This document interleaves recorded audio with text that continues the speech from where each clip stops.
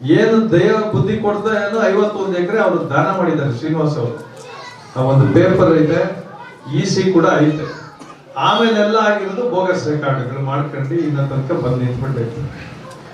ನಾನ್ ನಿಮಗ್ಲೆಲ್ಲ ಮನವಿ ಮಾಡೋದಿಷ್ಟೇ, ಒಗ್ಗಟ್ಟಾಗಿರ್ರಿ. ಕೆಲವರೆಲ್ಲ ನಮ್ಮಲ್ಲೂ ಅದ್ರಲ್ಲಿ ಯಾರು ಹೋಗಿದ್ದಾರೆ, ಗೊತ್ತಿಲ್ಲ ಅಷ್ಟೇ. ಅವ್ರ ಕೆಂಪಸಂದ್ರದಲ್ಲೆಲ್ಲ ಇವಾಗ ನಾನು ಮಾತಾಡಿಸ್ಕೊಂಡ್ ಮತ್ತೆ ಬರುತ್ತೆ, ಯಾರಿಗೂ ಗೊತ್ತಿಲ್ಲ ಇದೆ.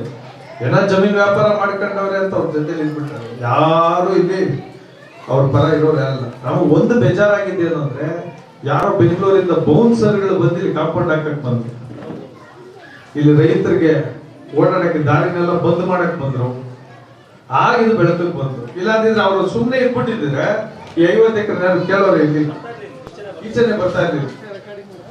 ಅದಾಗ ನಮ್ಮಂತ ರಾಜಕಾರಣಿಗಳಿಗೂ ಪಾಲ್ ಬೇರೆ ಸಿಗ್ತದೆ. ಈಗ ನಾನ್ ನಿಮ್ಮ ಹತ್ರ ಬರಲ್ಲ ಅಂದ್ರೆ ನನ್ಗೂ ಒಳ್ಳೆ ದುಡ್ಡು ಸಿಕ್ಕೋದು. ಸೈಲೆಂಟ್ ಆಗಿ ಇದ್ಬಿಟ್ಟಿದ್ರೆ ನಮ್ಮ ಮನೆಗೆ ಬಂದ್ಬಿಡೋದು. ನಾನ್ ಇದ್ಯಾರೋ ಹುಚ್ಚ ಕೆಲ್ಸಕ್ಕೆ ನಾ ಬಂದಿದ್ದೀನಿ ಹಂಗೆ ಅನ್ನೋದು. ನಾನು ಯಾರೋ ತಲೆ ತಿಕ್ಲವನು ಯಾವ್ದೋ ಒಂದ್ 5-6 ಕೋಟಿ ತಗೊಂಡು ಸುಮ್ಮನೆ ಇರ್ತೀರಾ. ಇವನ್ನೆಲ್ಲ ನಾನು ಮಾಲೂರಲ್ಲಿ ಮಾತಾಡಿದ್ರೆ ರಾಜಕಾರಣ ಅಂತಾರೆ, ಏನೋ ಓಟ್ಗೋಸ್ಕರ ಮಾಡ್ತಾರೆ ಅಂತಾರೆ. ಬಂಗಾರಪೇಟೆ ಬಂದು ಏನಂತಾರೆ, ಈಗ ಇಲ್ಲೇಂದು ನನ್ಗೆ ಓಟು ಇಲ್ಲ, ನಿಮ್ಮನ್ನ ಯಾರು ಪರಿಚಯನೂ ಇಲ್ಲ, ಬರೀ ವಿಶ್ವಾಸಕ್ಕೋಸ್ಕರ ಇಲ್ಲಿ ಬಂದಿದ್ದೀನಿ. ಅದು ಉಳಿಬೇಕು. ಯಾರ ಹಿಂಗ್ ಮಾಡಿದ್ರೆ ನೆಕ್ಸ್ಟ್ ಜನರೇಷನ್ ಉಳಿಯೋದು.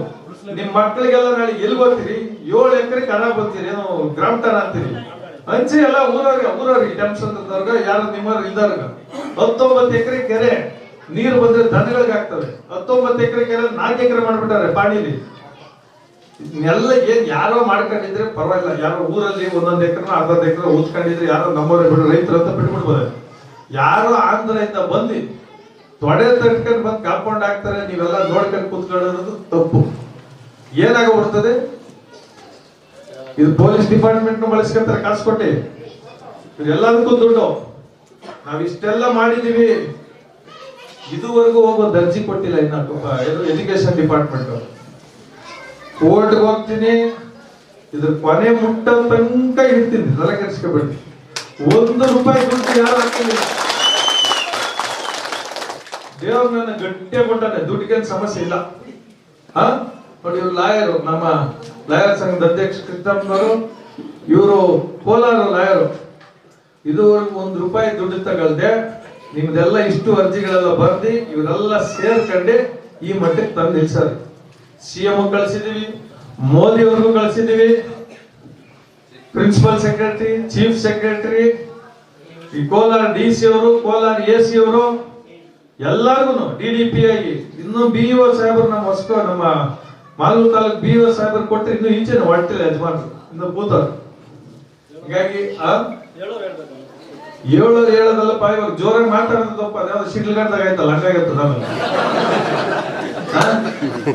ಯಾರೋ ಹೋಗಿ ಹೊರಟೋಟ ಮಾತಾಡಿದ್ರೆ ಅವರೇ ಬೈದ್ಬಿಟ್ಟ ಅಧಿಕಾರಿ. ನಾನು ದಿನ ಬೆಳಗ್ಗೆ ಆದ್ರೆ ನಾನು ಹೇಳ್ತಾ ಇರ್ತೀನಿ, ಒಂದು ಖಾತೆ ಮಾಡ್ಸಕ್ ನೀವು ದುಡ್ಡು ಕೊಡ್ಬೇಕು. ಬದುಕೋದು ನಾನು ಗ್ಯಾರಂಟಿ ಇಲ್ಲ, ಯಾವ್ದು ಇಲ್ಲ. ಯಾವೊಂದು ಭಯ ಪಡೋದಕ್ಕೆ ಊರಾಗ ಒಟ್ಟಾಗಿರ್ರಿ.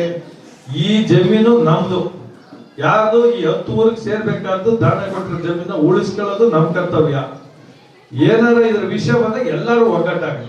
ನಾನು ಕೆಂಪಸಂದ್ರದಲ್ಲೂ ಹೇಳ್ತೀನಿ, ಬಸಾಪುರದಲ್ಲೂ ಹೇಳ್ತೀನಿ, ಹಳೇಪಾಳ್ಯ ಆಗ್ಬೋದು, ಅಡಿಗೆನಹಳ್ಳಿ ಆಗ್ಬೋದು, ನೀವೆಲ್ಲ ಒಟ್ಟಿಗೆ ಸೇರ್ಕೊಳ್ಳಿ. ಏನಾರ ಬಂದಾಗ ಒಟ್ಟಿಗೆ ಒಂದ್ ಜಾಗದಲ್ಲಿ ಸೇರ್ಕೊಳ್ಳಿ. ನಿಮ್ಗೆ ಏನು ತೊಂದರೆ ಕೊಡೋದು, ಅಲ್ಲಿ ಗಲಾಟೆ ಮಾಡೋ ಅವಶ್ಯಕತೆ ಇಲ್ಲ. ಕಾನೂನು ರೀತಿ ನಾವು ತಗೋತೀವಿ, ನೀವು ಒಟ್ಟಾಗಿರ್ರಿ. ನಿಮ್ ಒಪಿನಿಯನ್ ಹೆಂಗ್ ಹೋಗ್ಬೇಕಂದ್ರೆ, ನೆಕ್ಸ್ಟ್ ಈ ವಿಷಯಕ್ಕೆ ನಾವು ಸೇರ್ಬೇಕಂದ್ರೆ 3-4 ಸಾವಿರ ಜನ ಸೇರ್ಕೋಬೇಕು. ಎಲ್ಲಿ ಆ ಜಮೀನ್ ಹತ್ರನೇ ಸೇರೋಣ, ಎಲ್ಲಿ ಆ ಕೋಸ್ ತೋಟಗಳ ಹತ್ರ ಇದಾಕಕ್ ಬಂದ ಕೂಚುಗಳು ಅಲ್ಲೇ ಸೇರೋಣ. ಯಾರು ಕೂಚ ಹಾಕ್ತಾರೆ, ಎಷ್ಟು ದಾರಿಗಳವೆ, ಅದನ್ನ ಹೆಂಗ್ ಮುಚ್ತಾರೆ ನೋಡೋಣ.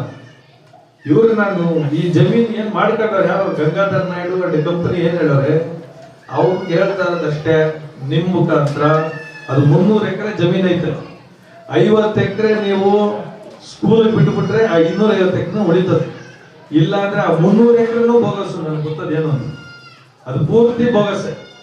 ಹಿಂದೆ ರೆಕಾರ್ಡ್ಸ್ ಹೋದ್ರೆ ಆ 300 ಎಕರೆ ಉಳಿದತ್ತದ ನಿಮ್ಗೆ. ಕೆಲವು ರೆಕಾರ್ಡ್ಸ್ ಅಲ್ಲಿ ಗೋಮಾಳ ಅಂತ ಕೂಡ ಬಂದೈತೆ.